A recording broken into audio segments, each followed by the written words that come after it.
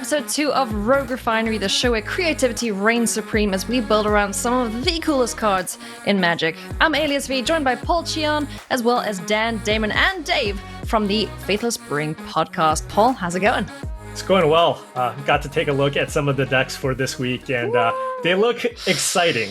Very exciting. They do indeed. I am super duper pumped about this one because we are playing with everyone's favorite aura. If it's not your favorite, it will be after this show. It is, of course, Colossification, the almighty aura that grants a creature plus 20, and has some pretty cool card art to boot. But Paul, this card, it costs a lot. It has a downside to it where it taps the creature. And it also doesn't look like something that many people would play. Okay. Well, the first thing that we had in mind when we were creating this card was just to make something that looks really exciting, right? Even for among casual Magic players who don't play as much, who aren't necessarily into the super competitive scene, when you crack open a booster pack, I know when I first started playing, you go to the back and you see a card that goes, give your creature plus 20. That's going to be my favorite card. Oh, yeah. You're right? Just like, and so, anytime we design a set, oftentimes, we're trying to create cards for a lot of different kinds of people, right? We have, of course, our standard players, but there's also some consideration for people who play modern. Of course, cards for limited.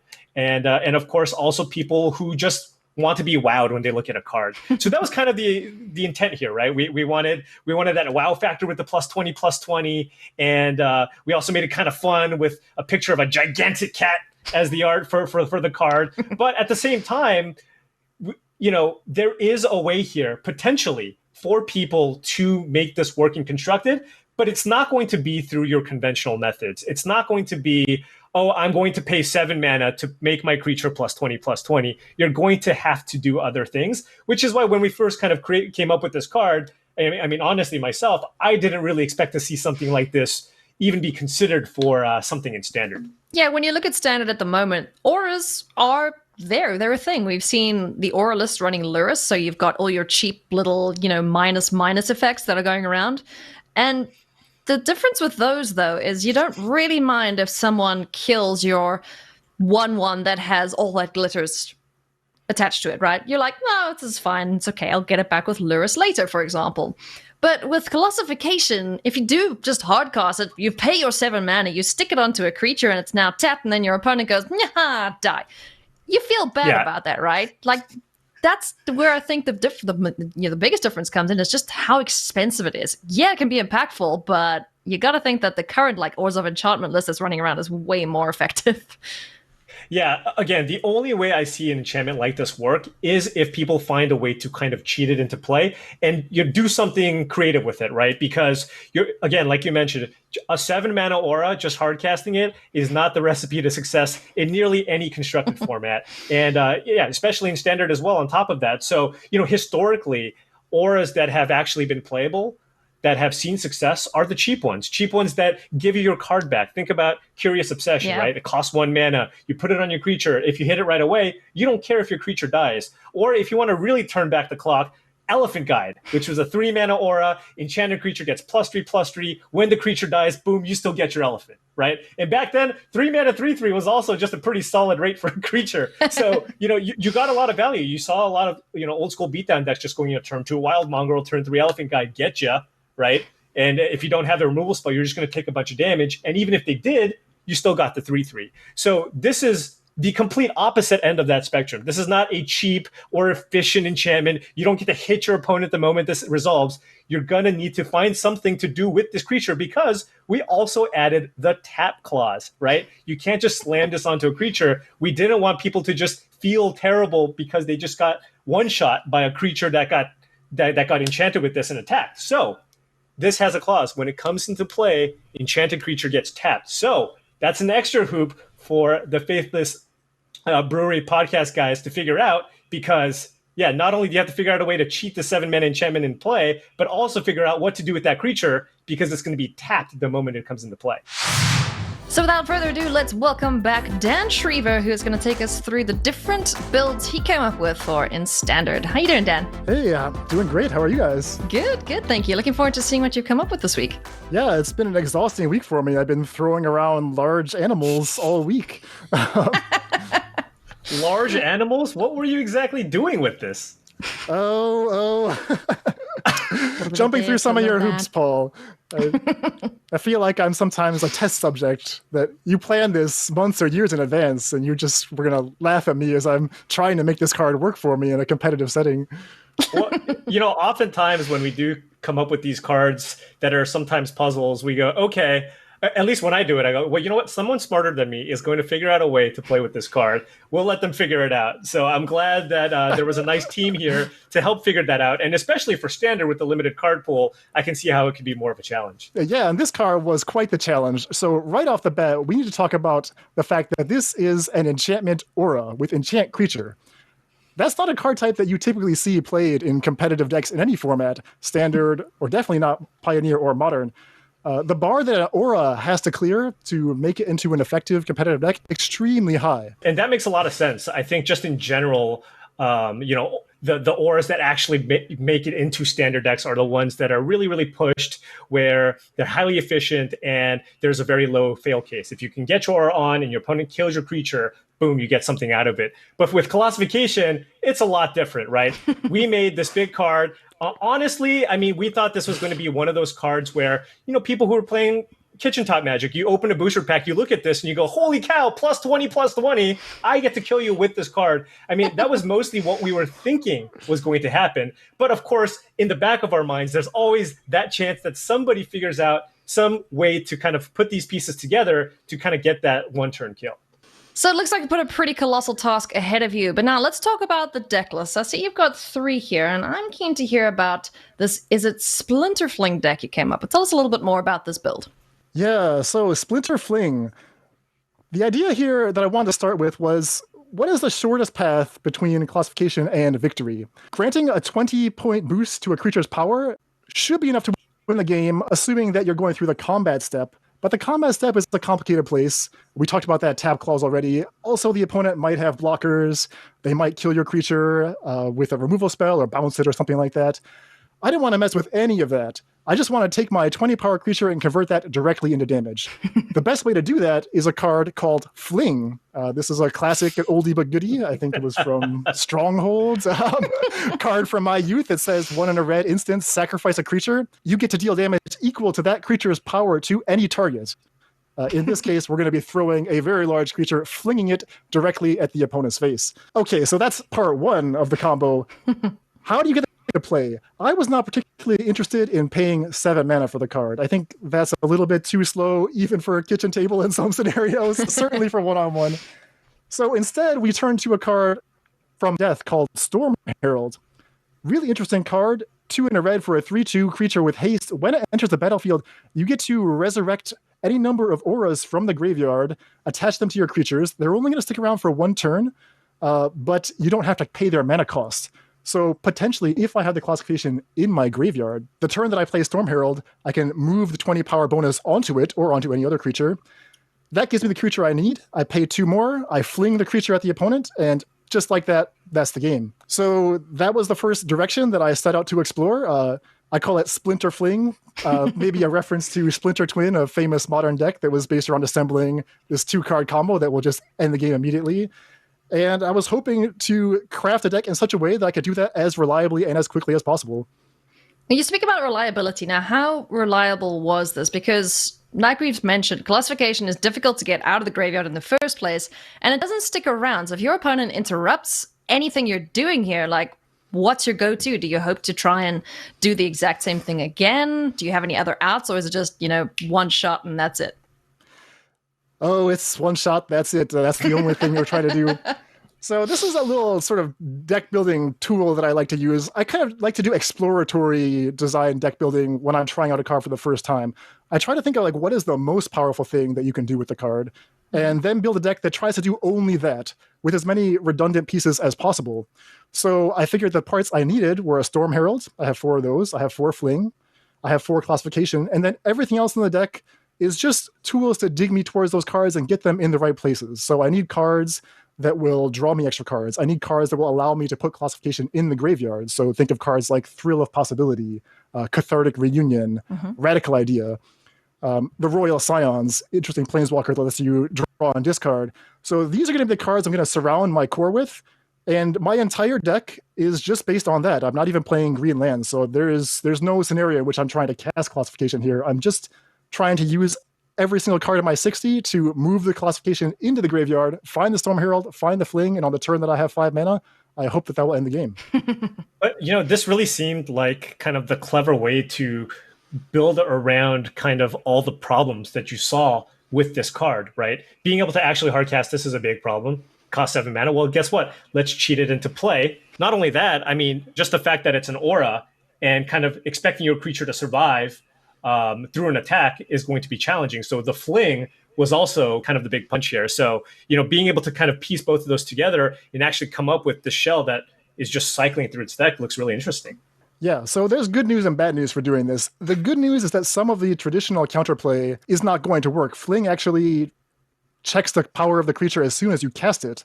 So there isn't a window for them to use a disenchant effect or something on the classification. It's already locked in, the 23 damage in this case. The bad news is that sacrificing the creature is an additional cost of casting Fling.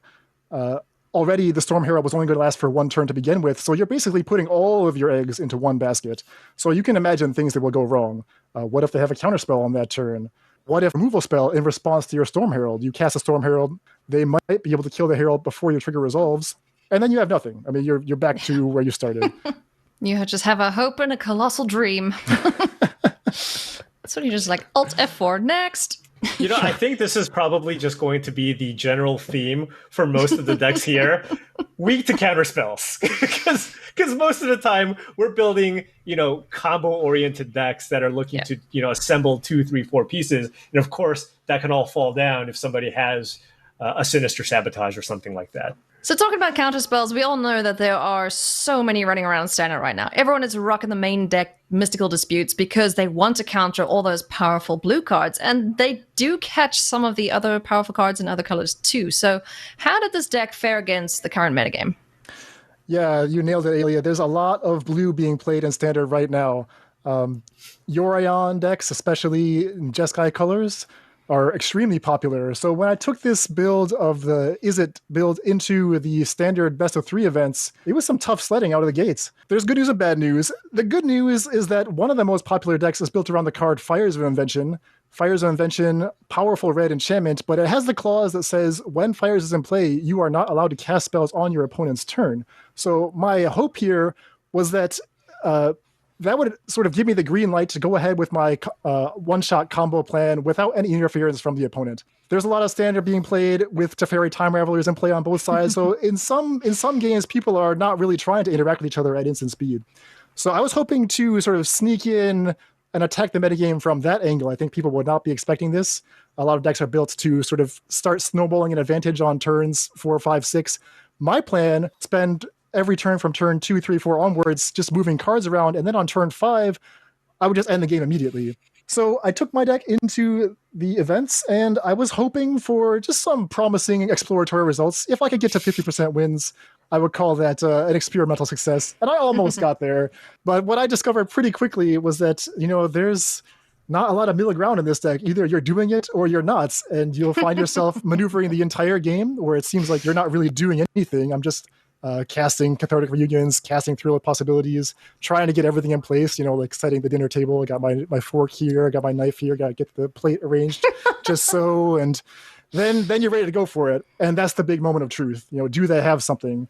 Do they have the Neutralize? Do they have the Scorching Dragonfire in response to your Herald trigger? And, it works some of the time. There were highs and lows, probably a little more lows than highs if I had to put a number on it. Did you ever get the turkey dinner? That's what I want to know. I got a good number of wins. I don't want to put an exact number on it. We don't judge, don't worry. So what you're saying is this was not the Splinter Twin of Standard. Right. The Splinter Fling is not Splinter Twin. So the problem is that everything I described about Storm Herald and Fling as being a 2-card, pretty efficient combo, 5 mana, win the game. I mean, win the game. What more could you want? that all assumes that classification is already in your graveyard. Yep. It turns out that in Standard, that's probably the hardest thing to do right now in Standard, is get a specific card into your graveyard. There aren't cards like Faithless Looting or Entomb from older formats that just like grab the card you want and put it exactly in the zone you want. You have to first find the classification by getting into your hand first, then cast another series of spells to discard it. All the while you're drawing, discarding. You're just living in fear of Narset Parter or Veils, because if that ever comes down, it's up, right? You're just going to be staring at your hand and it's full of like 3 cards that all say discard and then no longer replace themselves. Narset is a very popular card right now, unfortunately, as I talked about last week as well. So I got Narseted many, many times. But that being said, I mean, the plan did work. You can do this. I think the question is, what else do you have to do to give yourself a little more of a robust plan so that you don't just immediately fold if they've left mana open for a counterspell? Well, Dan, last week you were asking, how do we deal with Narset? I think you figured it out. You just fling whatever you have on the battlefield at Narset. See? It's funny enough that Storm Herald, the fail case of Storm Herald when it's not winning the game, is that is a 3 mana creature, 3 power with haste. That is enough to kill a Narset that has come down and down ticked. So I found myself having to do that quite often. It does take some time to get everything arranged, and while you're doing that, you don't have anything else to do. Sometimes you have an extra Storm Herald in your hand, so that can be sort of your little herald. You send him out into the trenches to go do some combat work, mostly to distract the opponents and try to keep them honest with their planeswalkers. What you're really waiting for is the turn when you can just say, okay, here's a Storm Herald that's going to get big. I'm going to fling that and hope that they're not above 23 life. What if your opponent just doesn't use Narset? Then we're in a lot of trouble, right? Don't give away all the secrets. Oh, what are you doing? Don't let the enemy win, Paul. Come on. The correct What way, if they see this? Play around and bring 2 haste for 3. Yeah. All right, so Splinter Fling didn't work so well. How did the other 2 decks go? You had a Jund Gravebreaker one too. This one looked pretty interesting.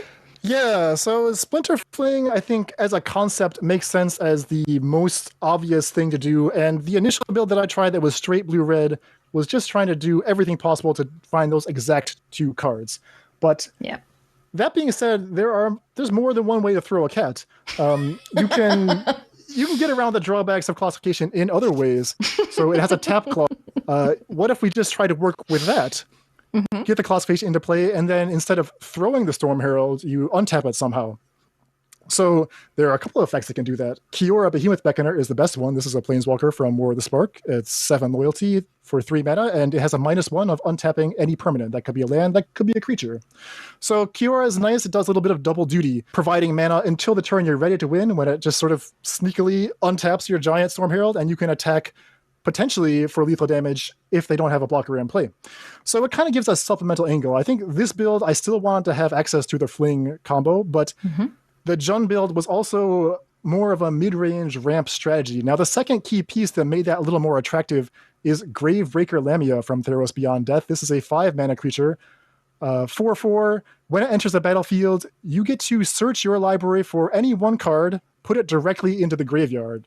So think about what I just said about the difficulty of moving a classification into the graveyard via the red discard spells and all the trouble that arises if they have a Narset or if they're trying to counter your thrill possibility or something like that. Gravebreaker Lamia sidesteps all of that. It says, okay, play this. I'm going to tutor up the classification. I'm going to put it right where you want it. So then you're ready to win the next turn. So the Jund build was based on that basic concept. You can have a Kiora on turn 3 that can give you the mana for a Gravebreaker on turn 4. Meanwhile, you also have some of the similar tools. You have Cathartic Reunion, you have Thrill Possibility. So you can still do the discard line with the Fling, but you have a secondary route. So this was a concept, a little bit more of a robust plan, but also admittedly a little bit clunkier and slower. Also with this build, you have the potential to cast it, just hard cast it from hand. You have the ramp strategy going, so if you do need to get this out just from hand, not able to get it out from the graveyard or anything, then you can do that with this build too. So did you find that this was a little more consistent or less than the Izzet build? The main thing I found was that it was slower than the Izzet build. When I think of a mid-range deck, I'm thinking of a deck that when I cast a creature, the opponent actually has to pay attention to it. Like, oh, he's got a 4/4 in play, and it's got lifelink. I better adjust my plan around that. This build did not quite clear that bar because, Gravebreaker Lamia is doing his own thing, right? He's a snake, he's peddling in enchantments in the graveyard, but he's not threatening your life total in any meaningful way. So what I found was that by the time you get to turns 4 or 5, that's when the opponents are setting up their big end game. That's when Agent Luca is coming down and finding his Agent of Treachery and taking all your stuff. Or that's when Wilderness Reclamation is set up. So in terms of actual speed, I didn't feel like I gained that much. And in terms of adding maybe a more of a fair creature strategy, I also felt like this build was not necessarily doing anything good enough to make it more attractive than a build based more around cantrips and digging.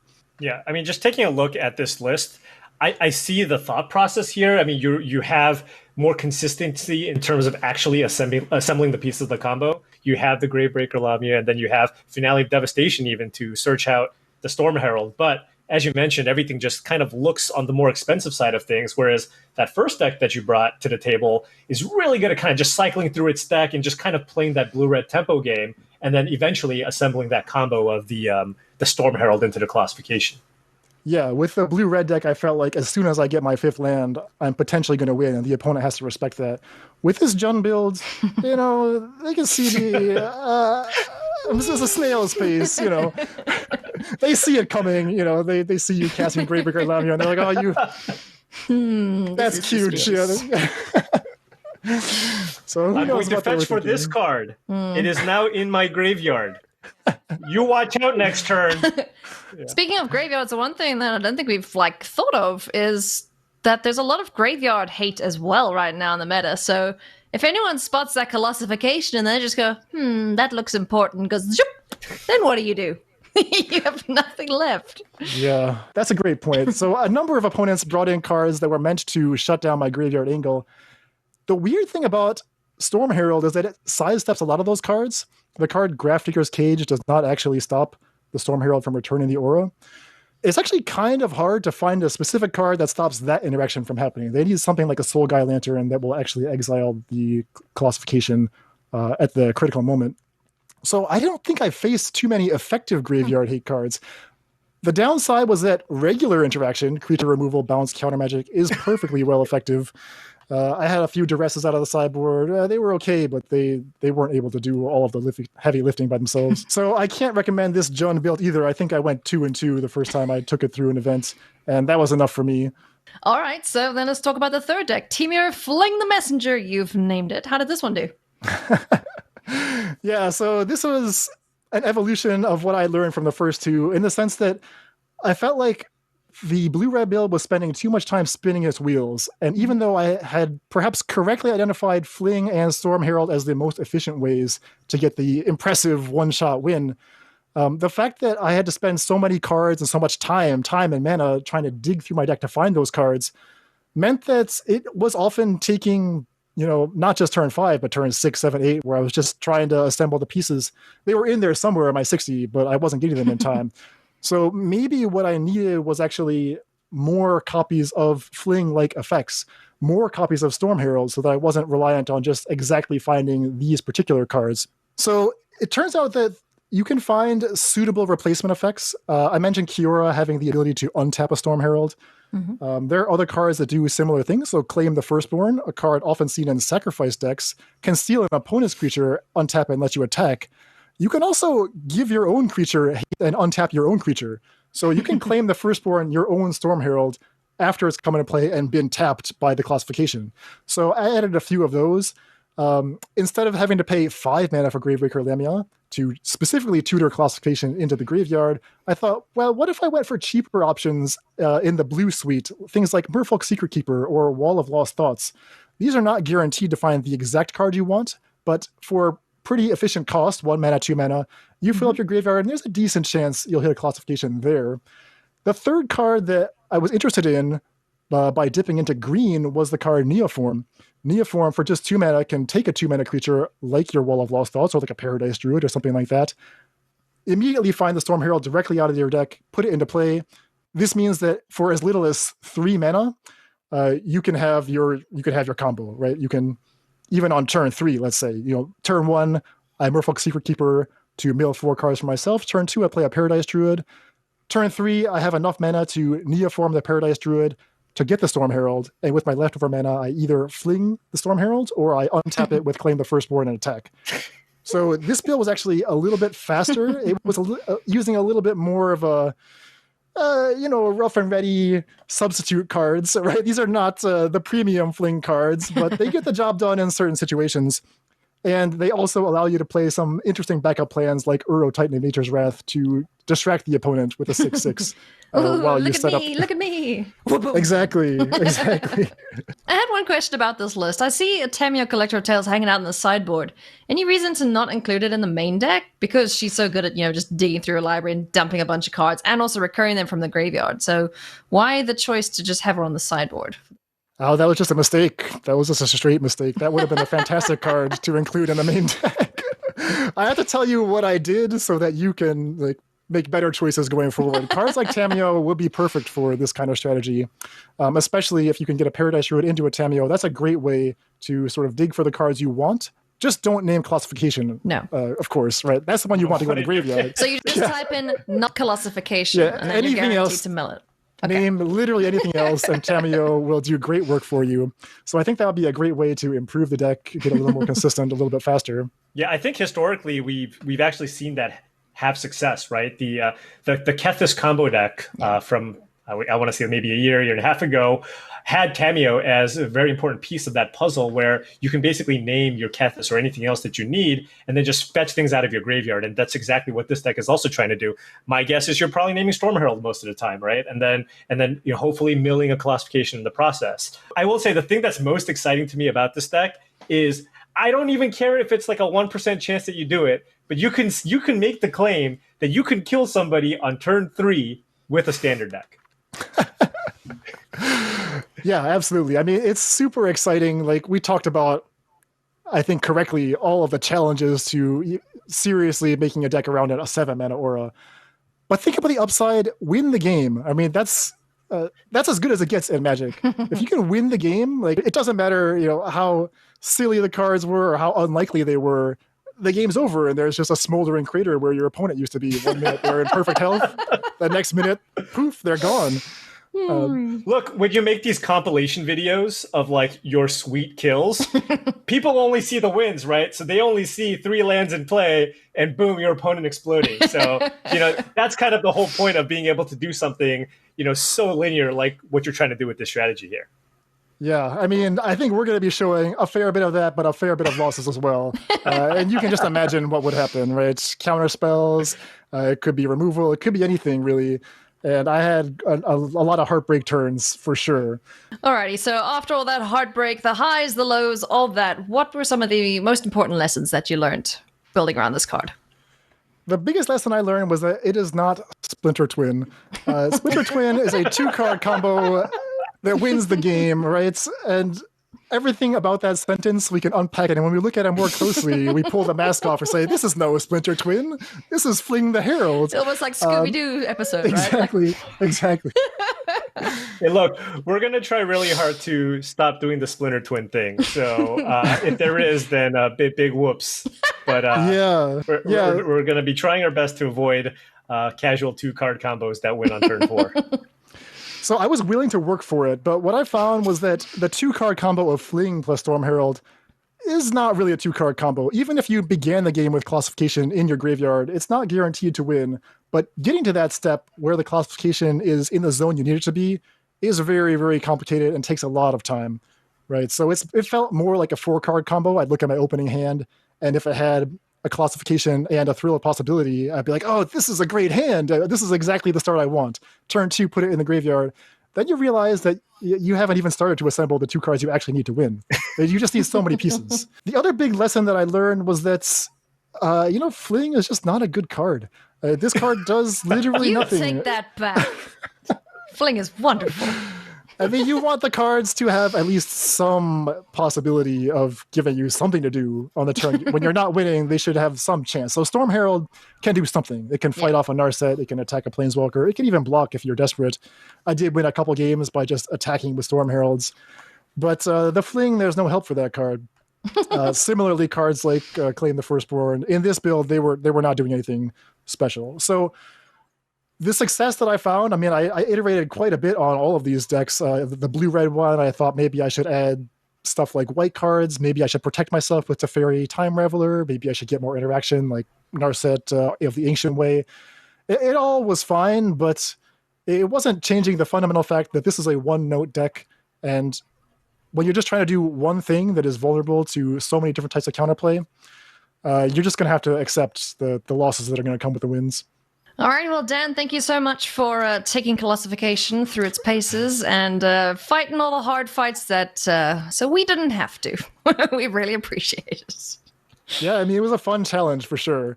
Definitely something you should try, but don't be surprised when it's harder than it looks. Alrighty, thanks so much, Dan. We'll see you next week. Alrighty, Paul, so now we've seen what Colossification does in Standard. Seems like it doesn't really have that many tools to make it as effective as it could be. So what are your thoughts on that? What do you think it needs to be a little better? And do you think Modern and Pioneer are going to have those tools? Yeah, I think the big issue that Dan was kind of speaking to was just the fact that there were just too many things that need to go right for this combo to actually work. You need your opponents to not have disruption. You need to basically have 4 pieces of a combo to actually get it done. And in Standard, there's probably just not enough good card filtering and tutoring to actually get those 4 pieces. Because, again, not Splinter Twin, right? A 2-card combo is far easier to put together than a 4-card combo. It gets exponentially more difficult. So because of that, I mean, it's not too big of a surprise that it was a little bit difficult to figure out in Standard. But I think, again, as you go into the older formats, there's a higher likelihood that you can get the combo off. Then the real question becomes, can it actually keep up with the other super fast decks in Pioneer Modern? Let's have a look and see what David did with it in Pioneer. David, welcome. How you doing? Good. How are you guys? Doing very well, thank you. So have you figured our colossal task out, sir? I don't know if I figured it out. I think Dan was quite eloquent explaining all the problems with the deck. And so there were 2 kind of basic shells that I wanted to explore. The first one was kind of a more fair deck. Dan explained the interaction with Kiora. And in Pioneer, you get to play 1-mana elves. So that kind of speeds up your clock immensely. You can play a mana elf on turn 1. You can play a Kiora on turn 2. For listeners of the Faithless Brewing podcast, they know we've been having a lot of success with Glorybringer and Kiora's interaction. So you kind of have this fair game that you're playing, and then you can kind of throw in additional ways to ramp from your 3 to 5 with Sarkhan Fireblood. Sarkhan Fireblood, in addition to making mana to cast your Glorybringer, also has this looting effect. So that's a way to put the Colossification in the graveyard. And then the hope was that you'd be able to either play your Storm Herald and untap a creature and try to get in there, or alternatively with the Mana Elves and Willful Haven on a land plus Kiora and Kiora Behemoth Beckoner and Kiora Master of Depths, you kind of have like a back alleyway to get 7 mana. It's not unreasonable. If you're tapping a land with Willful Haven on it and then untapping it with Kiora, that's already 4 mana. It's not impossible to imagine casting it the normal way in a pinch. Yeah, like you mentioned, if you're in a pinch, you are able to just generate as much mana as you can with Willful Haven. I had an instance where I had 3 mana down and I managed to cheat out a Glorybringer with both Kioras untapping lands with Willful Haven. So it has ways to, work around things like mana screw, I should say. So what was the difficulty with this list? Why didn't it work as well as you'd hoped it would? Yeah, so not to echo Dan's points too much here, but you have all these cards that just don't do anything unless other things are happening. Yeah. So if you're on your tempo plan with Glorybringer and you draw a Colossification that you can't cast, it doesn't do anything. Yeah. If you draw your Sarkhan Fireblood when you just need to do your last points of damage, that doesn't help you. If you draw a bunch of Satyr Wayfinders and Kiora Master of Depths to help fill up your graveyard and you don't have stuff to ramp to, that doesn't do anything. If you draw your Storm Herald and you haven't found a way to put Colossification in your graveyard, that's a weak card. So you have all these cards that kind of have to come together, and if they don't, then you're just playing cards that are way below rate. And then to kind of add on top of all that, it's a very Lurrus-heavy metagame, which means that your mana elves are very commonly going to die. So if you play a mana elf on turn 1, you're not even likely to play a 3-drop on turn 2. You're likely to place it into the graveyard after your opponent has a mana on their turn. Yeah, it seems like, at least with this list, it looks like this is kind of one of the more fair approaches you can have to this, right? You were talking about how, oh, well, every now and then I can just ramp and just play this Colossification, but that doesn't necessarily seem to be the ideal way to try to build around this card necessarily. Yeah, I agree. I mean, I think this is something we wanted to start with because it was, kind of grafting a few cards onto a base of cards that we knew was solid. You don't want to get too creative, too many moving parts at first. But it turns out this way actually has a lot more moving parts. You want Colossification in the graveyard. You want Kiora in play. If it dies and there's nothing to untap a creature, then Storm Herald doesn't actually do anything. So in trying to be fair, we actually, I think, made the task more difficult. So I really struggle to win games with this deck. And you kind of just get picked apart and outvalued by the Urian and Lurrus lists. And Glorybringer's actually not even that good anymore. Urian has 5 toughness randomly. So Glorybringer just maybe trades, or they just let you exert it one time, get through for 4, and then their Urian gets in twice while you're, Glorybringer's out to lunch. So I will say oftentimes when we make these cards in standard, for example, we do keep track of sizing. And, we know that if a card's expected to be very popular, we will size our removal spells accordingly to see if there are enough answers. However, this is not an interaction that we foresaw because, of course, Glorybringer was all the way back in ours. So, so it seems like you mentioned, this deck was just kind of this mid-range deck, and it just kind of tried to shoehorn the combo. How did you ultimately do with this deck? I went 1-2 drop and 0-3 drop in my 2 leagues, and I have to say a lot of the games were not even close. By the time you get your Kiora down, they've killed your mana elves. They're adding creatures to the board, and it's just not a good time. Yeah, even when you get your Glorybringer going, like I said, they resolve Urian, it blinks a few edict effects or whatever, and you can't even attack anymore. So.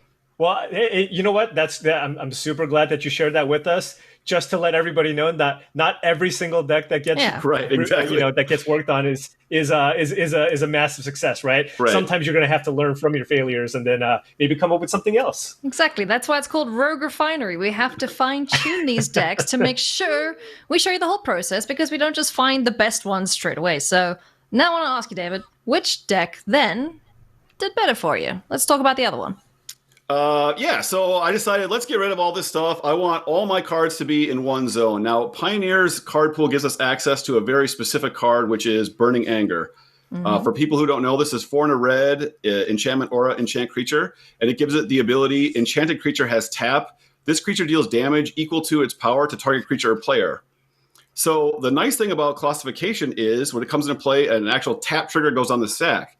That means if both Colossification and Burning Anger enchant a creature, there is a time for you to tap that creature to do 20 plus its native power to an opponent. And specifically, Storm Herald does not just get 1 enchantment back, it gets any number that you like. So as long as you have at least 1 Colossification and 1 Burning Anger, you can return those to play, enchanting any creature that you like. It does not have to be Storm Herald. This came up quite a bit. And as easy as you like, you tap your creature to do 20 plus its power to your opponent. And because you want them in your graveyard, the entire deck is just looting effects. So you get to play a little. You get to play a little bit better looting effects. You get to play Chart a Course, and especially Is It Charm. This card was a total all-star in this deck. Yeah, so this is a little more of that Is It Splinter Twin, but you just need 1 card. You just need Storm Herald to resolve, and when it resolves, you just need 2 specific cards to be in your graveyard. So Burning Anger is kind of just like a souped-up version of Fling, right? Exactly, but specifically because it's an enchantment, you don't have to focus on 1 card's in your hand, the other's in the graveyard, this one's in play. You can just put everything in your graveyard, all those big enchantments. You just have the easy decisions when you loot. You don't have to noodle your head. These cards are only good if they're in your graveyard. And the really nice thing, Dan was talking about, 1 disruption piece kills it. Well, what can happen with this deck is Storm Herald does not target. So the Storm Herald trigger goes on the stack, and then they have to respond then.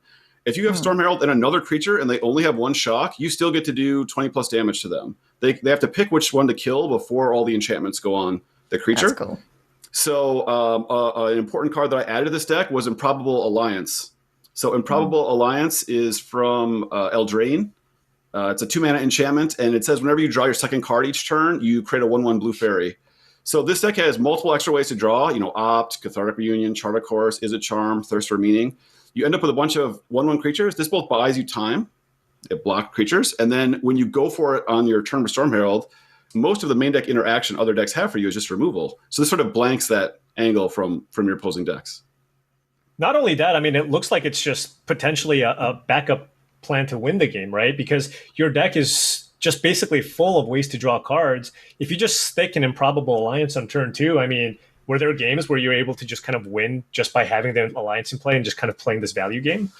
I never actually did lethal, but what it does is it gets enough of a board presence early that it forces them to react. And then on their end, they finally play their Planeswalker, or they have to Wrath of God or something because you're adding power, or it's or maybe they're just blocking for your Royal Scions as Royal Scions approaches its ultimate, and it forces them to act. And then as soon as they tap out, then you can just go for it on your turn. And so that happened often. If you just have a couple 1-power creatures in play, now Teferi isn't that good. Now their Narset, which is again a great card against you, that's not very good. So yeah, it more just forces them to act. I never won a game that I didn't actually combo the kill.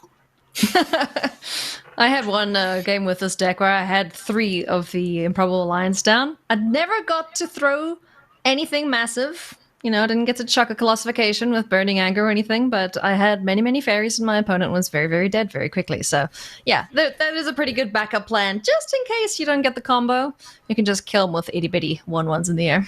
Yeah, so this combo is actually quite easy to assemble. You just tear through your deck, you loot, and then even if they have counterspells or interaction, you're playing Ox of Agonis. This is a card that kind of rewards you for having a full graveyard if the games go long. Even if they counter the Ox, you just start, exiling all these spells from your graveyard. You don't need them for anything, and you're just going to find all 4 Storm Heralds. So, I mean, it's going to be really hard for them to actually have removal up for each of them, and each one threatens to kill the opponent. Nice. So how did this deck do when you took it through its paces? It went very well. I went 3-2, and I felt like I was pretty unlucky to lose some of those matches. One thing that can happen when you need to assemble your combo pieces is one of the 3 combo pieces you need might not be in the top half of your deck. I found by turn 5, you see about 28 cards.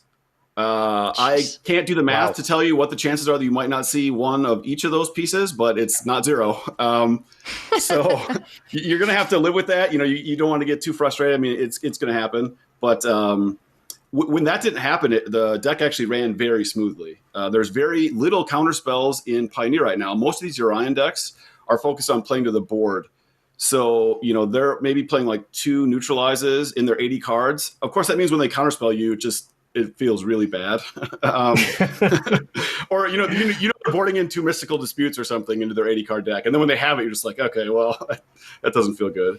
And there's not that much graveyard hate either. Again, these Urian decks, in an 80-card deck, they have 2, maybe 3 effects that actually affect your graveyard. So you're kind of unmolested a little bit if you play it right. These games are actually quite stressful because, sort of like what Dan's saying, it feels like you're kind of doing nothing until you try to win all in one shot. And then you're just kind of holding your breath and crossing your fingers. Please, no counter spells. Right. So this deck seemed to run pretty smoothly, David. But is there anything else you'd maybe add to it or change a little bit? What if we wanted to try a 3rd color, for example? What could you do to this list? Yeah, so I think the base shell is some amount of discard. Often those are these red and blue cards, Razor cards. And then the Storm Herald, and then the 8 enchantments, the 4 Burning Anger and the 4 Colossification.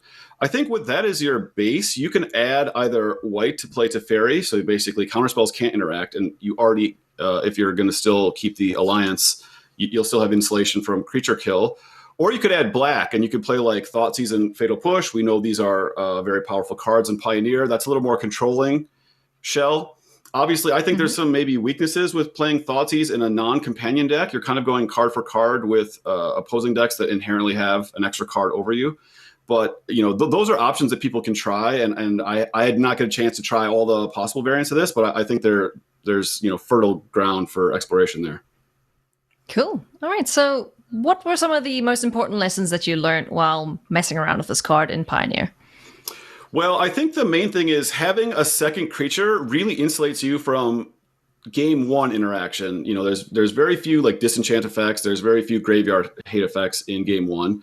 And so having that second creature really reduces that sort of experience Dan says, where you spend your whole game kind of whipping through your deck and then you finally go for it. It's just like one stomp or one wild slash beats you. Yeah, I mean, it's just asking too much of your deck. So just having these free creatures running around, basically, I mean, and opponents don't realize it either. They think, I've got, I've saved up my wild slash. I can stop them, and you just put all your enchantments on your fairy. The other thing is, yeah, exactly. The other one was how easy this was to assemble. Compared to the Teamer deck and some of the frustrations Dan was having, it's actually easy to just tear through your deck. You fill up your graveyard with everything, and even Ox of Agonis, if you cast it from your graveyard or from your hand, it just keeps filling your graveyard up with more stuff, and you just keep drawing to your Storm Heralds. Awesome. Well, thanks so much for showing us what this card can do in Pioneer, David. Looking forward to seeing what you come up with next week. Thanks, guys. I'll see you next week. All right, so slightly more tools in Pioneer to work with, but kind of similar to Standard, don't you think, Paul? Yeah, I think the strange thing is this Izzet Colossification deck, which actually ended up having some success for David.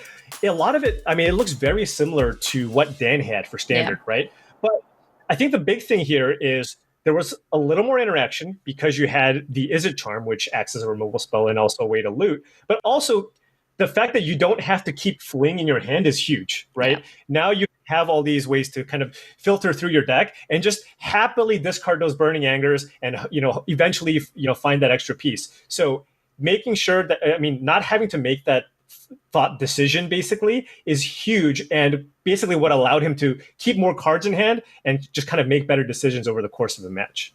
Yeah, there's a lot less chance that your opponent will disrupt whatever you're doing if you're bringing back those two auras and just having extra creatures down, which, wasn't something we saw a whole lot with the Standard lists, because then your opponent has to decide they have to go eeny, meeny, miny, mo. But even then, you can just be like, hey, cool, I'm just going to pick the other creature that you didn't blow up. So, yeah, there's certainly some potential there, and also having the flyers, some evasion, just to get that combo down. Seems like it should be pretty good. Yeah, and I also really like the addition of the 2 copies of Ox of Agonis. Just having something to do in the late game after you're just cycling through your entire deck kind of gives you that extra inevitability, so that eventually you will find more copies of the Storm Herald, which basically means that you can just try to combo off your opponent again at a later turn. Yeah, but now I'm wondering, are Pioneer and Standard both putting too much weight on the Storm Herald's shoulders? I know Colossification is a big ol' aura to hold, but is there another way that we haven't thought of yet that we could possibly get this card out onto the battlefield to do its thing? I think, honestly, when you look at the card pool that's provided by both Pioneer and Standard, that seems to be kind of the best 1-2 punch, even though it's more like a 1-2-3-4 punch. But that really does feel like the cards that you need to kind of be successful with that archetype. But I think once you kind of get into the older format, once you start getting into Modern, you can probably do some more interesting things with this card. Well, I certainly hope so, because we've got a tall task here for Damon now in the Modern section. So let's see what he's come up with. Welcome, Damon. How you doing? I'm good. How are you? Good. Thank you so much. So, Colossification, what were your first thoughts when you saw this card and you were like, why? Or did you go, ooh, goody? Yeah, my first thoughts were, this card can't possibly be good in Modern. This must be a Standard-only card, or possibly just kitchen table. Sounds about right. We started doing our own research, and the first thing you do is just looking through other lists you've seen. You search the 5.0 dumps and things like that. And a friend of ours, Lawson Zandy, had been dabbling with a list featuring, let's take it slow actually, so featuring Winota, Joiner of Forces, a card coming out of Ikoria. Ooh. And as a quick refresher, what does Winota even do? 2 red-white for a 4/4 human warrior. And it reads, whenever you attack with a non-human creature, you get a look at the top 6 cards of your library and put a human into play. So it represents this joining of humans and non-humans. Mm-hmm. And so most people look at this and be like, well, this clearly doesn't slot into Modern humans, so next. But Lawson had other ideas, and then it turns out there's another card lurking in Magic's deep, dark history called Aura Touched Mage. And every match you play with this card, there's a 30-second pause that represents the first time your opponent sees this card hit the stack, and they're reading it. And so let's recreate that moment. What is this card? 5 and a white for a 3/3 uncommon from Ravnica. And it reads, on ETB, you get to search your deck for an enchantment aura and put it onto it. And so, well, what aura are we interested in? It'll drop the description. No. Let's go bigger than that. Let's go twice as big. Plus 20, plus 20. And so this combination of Aura Touch Mage and Classification means that Aura Touch Mage is really a 5 and a white 23/23, which is just one of the weirder creatures this game has seen. There's a small window your opponent has to bolt it with the trigger on the stack. Otherwise, like cards like Fatal Push and Modern just don't really touch it. And Nice. yeah, so Aura can go big. So how do we build this deck? Well, first off, we need to have non-humans to trigger Winota. It turns out the best in class 1 at this job is Devoted Druid. And we'll get into this card a little bit more, but basically you play Druid on 2. On turn 3, you tap Druid for your 4th mana. You play Winota. You untap Druid. It is now a -1/1 non-human creature, and even though it really sucks at getting in the red zone by itself, Winota can join it with its friend, which is possibly a 23/23 Aura Touch Mage. Wow. That's cool. That is usually lethal. This is a more realistic turn 3 kill. Right, Right? exactly. Where all you need is basically Devoted Druid and Winota. Right? Exactly. And then just hope you have an Aura Touch Just- Mage and boom, you can just get there. Just cross your fingers and hope to see that card. Wow. Yeah. No, that's exciting though. It's I like really it. exciting. Yeah, and rounding out the non-humans, there's cards like Birds of Paradise or Boreal Grazer. This card seems to be good in every list we're trying so far. Coiling Oracle, Ice Fang Coatl, Yorion itself is a non-human. And then in the human side, we've already touched on our 23/23 friend. And so the other non-humans can include Agent of Treachery. This is kind of the card that's taking over standard right now. Is just the best thing to do is take your opponent's best thing, and then perhaps do it again with Yorion. And then we also have Seasoned Pyromancer. Actually, it turns out that if you play 4 Aura Touch Mages in 2 classifications, you will spend a lot of your time drawing Aura Touch Mages and classifications. And they're much better when they come into play off the Winota than coming from your hand. They're actually quite bad in hand. And so Seasoned Pyromancer just serves as super, fills in all the holes. Discard your Aura Touch Mages, finds you your Winota, makes 2 elementals. These elementals themselves trigger Winota. And so really is probably just the best single card to hold it all together. And then another really good human to hit is Kenrith, the Return King, simply because, first off, he's quite strong on his own. You have Birds of Paradise to hit all 5 colors for the abilities. And also just that single red to give your 23/23 trample is no joke. Yeah, no, that seems pretty huge, right? Because a lot of the times, even if you get to do your thing, and if your opponent just has a single creature in play, I mean, they can just chump block, right? But if you can find that Kenrith, all of a sudden you've now assembled a 23/23 trampler. Ooh, yeah. That's yeah, big. Exactly. No, so I mean, this deck looks really interesting because what we saw in Standard and also Pioneer, was this 1-2 punch, right? That we were looking for in terms of the Storm Herald into the Colossification. But now we're going a completely different direction with Winota, which is a standard legal card that people could have considered playing, but you just don't have the pieces to actually make that work. But somehow you figured out the puzzle to get that to happen in Modern. Yeah, so the Urian list I managed to squeak out a 3-2 with, and this involved a number of matches where the opponent just kind of took 23 to the face.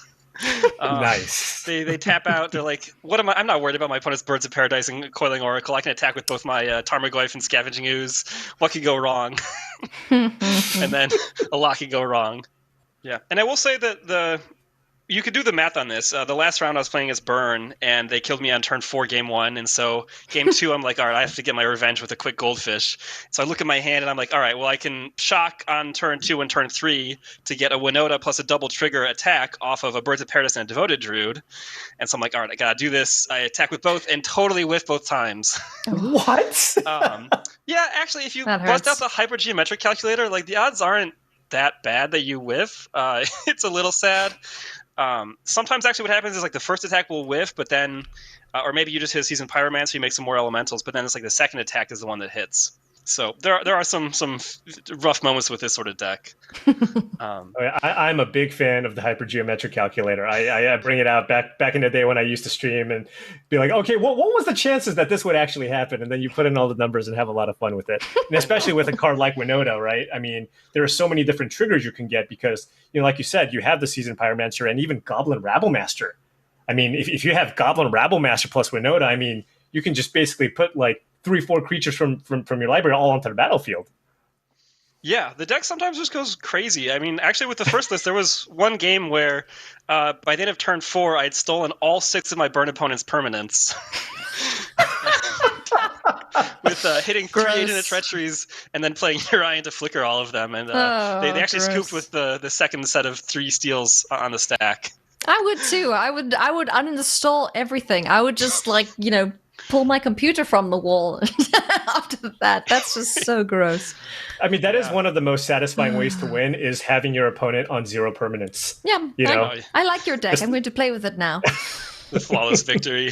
Yeah. I will say with this list, I had a pretty sweet victory with it too, where I had gotten a bunch of little itty-bitties down with Seasoned Pyromancer. I think I had a few Mana Dorks too. But my opponent then goes and drops Ensnaring Bridge down. So they have 1 card in hand. I'm like, I can't attack if they get rid of that card.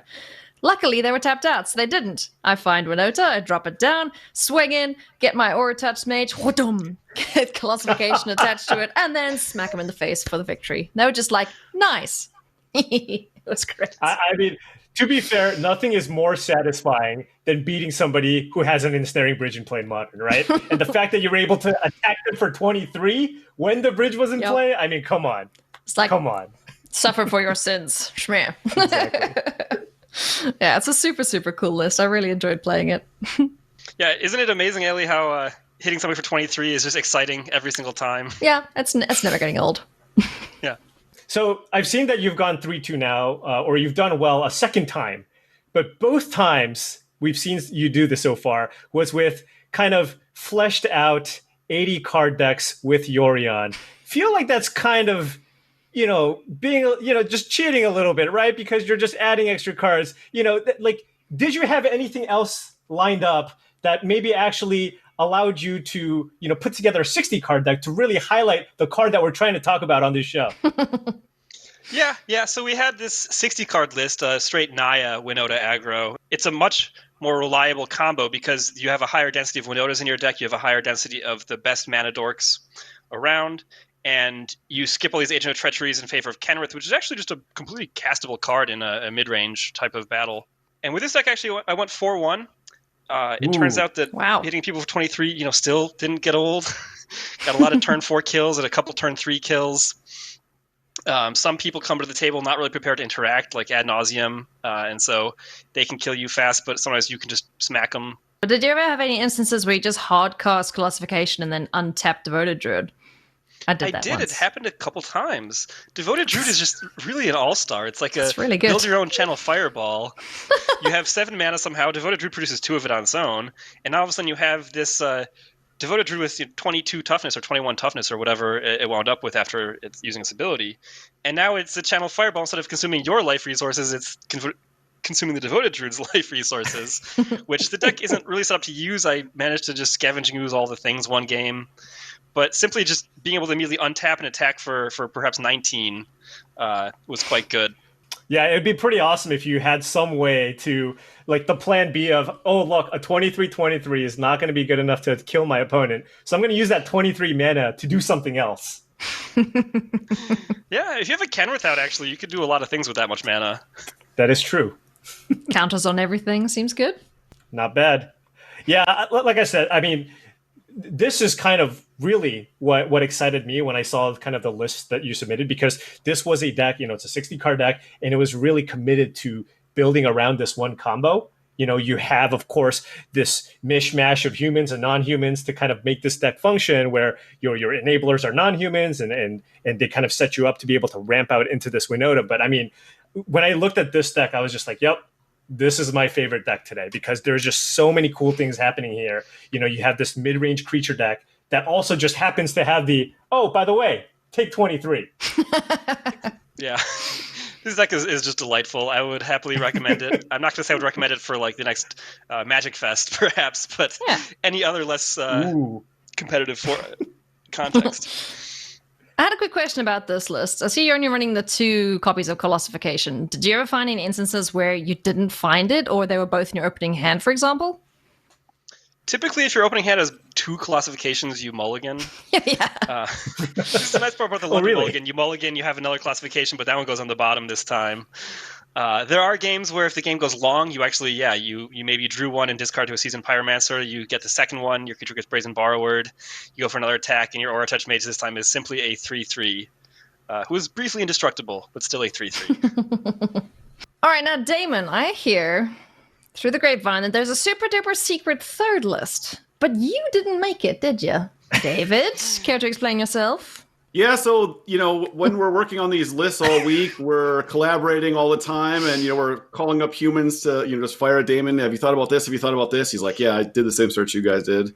And this is actually a brainchild of the CEO, Mr. Dan Schriever. He was like, the card Arcanum Wings actually has this interesting ability where it can cheat classification into play after a creature's already attacking. So the tap clause doesn't do anything. So just as an FYI for people who don't know what Arcanum Wings is, it is 1 in a blue enchantment aura. It gives target creature flying. Okay, that's not very exciting. It has a very unique ability, which is called Aura Swap. So for 2 in a blue, you exchange an enchantment in your hand with the Arcanum Wings on a creature. So you replace whatever the card is in your hand on the creature, and you put the Arcanum Wings back in your hand. So the thought was, if you took sort of like the Bogle shell in Modern, so we're talking about Slippery Bogle and Glade Cover Scout, on turn 2, you could play Arcanum Wings on them. And then on turn 3, you could attack. And after they're already attacking and the opponent has not been able to block because your creature has flying, hopefully, you can switch out the wings with the classification. So now you're attacking for 21 on turn 3. What? Wow. Enchantment That's ninjutsu. cool. Everybody's favorite modern deck. Yeah, exactly. You now have a new way to build everybody's favorite modern deck. I'm sure Maria Bartholdi is going to take this deck and take it immediately into the queues to see if she can kill people now on turn 3 with this deck. Yeah, that's that Minnesota mindset. So yeah, as soon as Dan and Damon mentioned this, I was like, "That sounds awesome." They're like, "I actually wish I hadn't said it." I was like, "No, it's too late. I'm already pulling up the card file and figuring out what normal Bogles enchantments I can get rid of so that I can replace them with Arcanum Wings." It's important to note because you are playing these cards, you want to make sure you can find them. So again, we talk about redundant pieces. Open the Armory is 1 in a white. Sorcery, and it tutors for an aura of your choice. So it can either find the Arcanum Wings, or if you already have that, it can find the classification. We're even playing 1 Eldrazi Conscription in case trample matters. And then instead of playing the Enchantress, we are playing Heliod's Pilgrim, which also is a sort of a redundant tutor. That is super cool.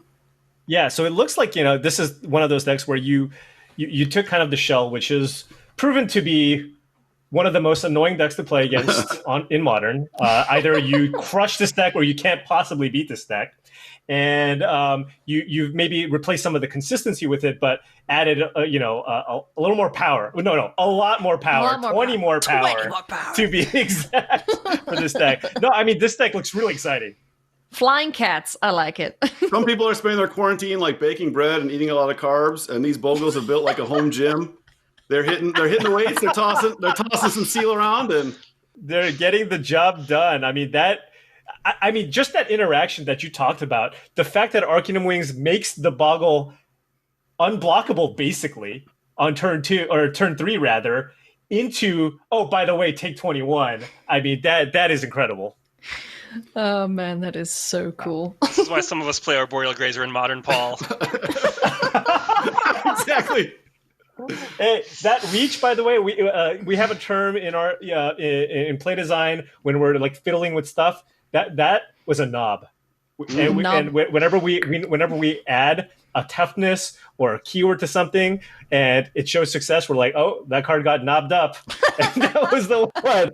The reach was kind of one of the last keywords that we added to the card to make it more playable, but it's actually turned out to be very, very relevant in a lot of different matchups, and apparently now the 21 damage Bogle extravaganza that David's brought to the table here. So in case of giant Bogle, play Arboreal Grazer. Play Arboreal Grazer.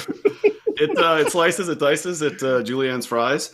I will say, even if you don't want to play the classification shell in here, I think that just Bant Bogles is incredibly well positioned.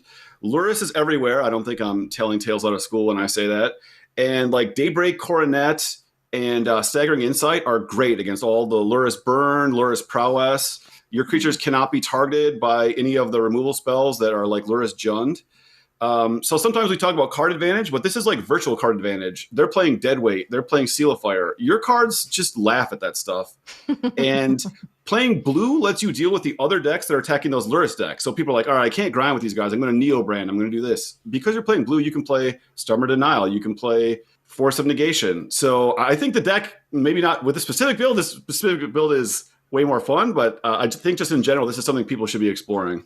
Every time, in my mind, Boggle seems well positioned, I try it out and do not win a match. That has been my experience playing that deck. My opening hand is always 3 lands, 3 Boggles, and a Rancor or something. And I'm just like, what? Like, why did I choose to play this deck? And then when I play against the Boggles decks, it's always Boggle into Aura into Daybreak Hornet. And I'm like, okay, well, I guess that's how you're supposed to play with the deck.